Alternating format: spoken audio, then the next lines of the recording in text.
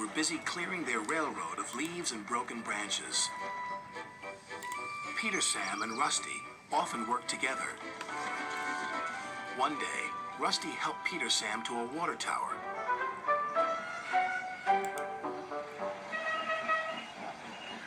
Peter Sam felt much better after his long drink, but the freight cars were bored. Let's break away.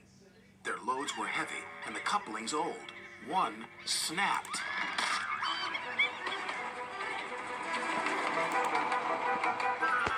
Faster, faster, shouted the freight cars. A sign read slow, steep bends and ravine ahead, but the silly cars never saw it.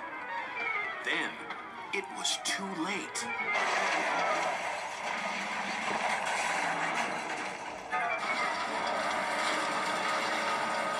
Peter Sam arrived at the scene of the disaster. His driver sighed. This was our fault. We didn't secure them properly. We'll have to get help to pull them out. So Topham Hatt will be very annoyed. And he was. You will work in the yards until I can trust you again. Duncan was delighted with Peter Sam's dilemma. Fancy not securing your freight cars on a hill. They'll come back to spook you and your special funnel. Woo! And who's to say you're not afraid of ghosts? Snapped Rusty. Ghosts? Things that go bump in the night? Rubbish! Well, I'll tell you a story that will make your funnel quiver, Rusty said. A long time ago, a little engine was returning home. It was a misty, moonlit night. Suddenly, the engine lost control and plunged over the side into the swamps below.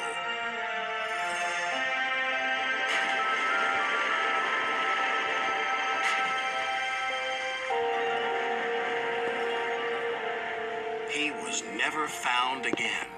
But many a workman will tell you that when the moon is full, they have seen the little engine trying to get home. But he never reaches the other side. So what do you think of that, Duncan? Rubbish, replied Duncan. Never mind him, Peter Sam. He'd be frightened if he really saw a ghost. This gave Peter Sam's driver an idea. Let's play a trick on Duncan. The next day, he spoke to Duncan's driver and fireman, who agreed. We'll do it tonight. Duncan had to take coal cars to the slate mines and then bring cars back. Duncan's driver decided as part of the plan to cross the old iron bridge.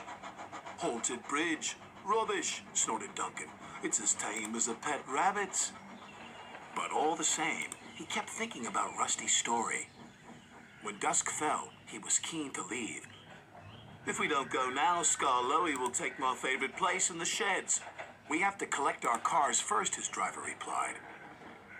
He could see their plan was working because Duncan was nervous.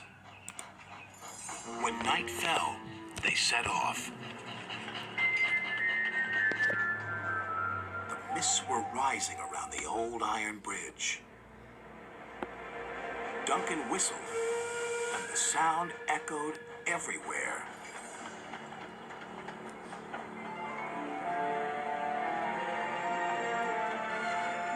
Then, ahead, he saw flickering lights.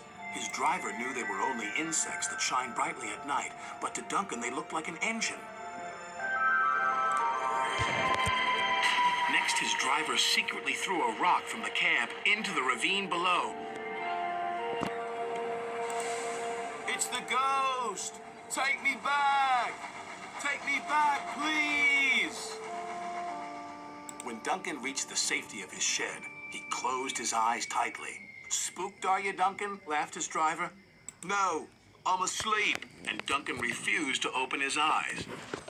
He did, though, when he thought his driver wasn't looking, just to make sure that he was still there.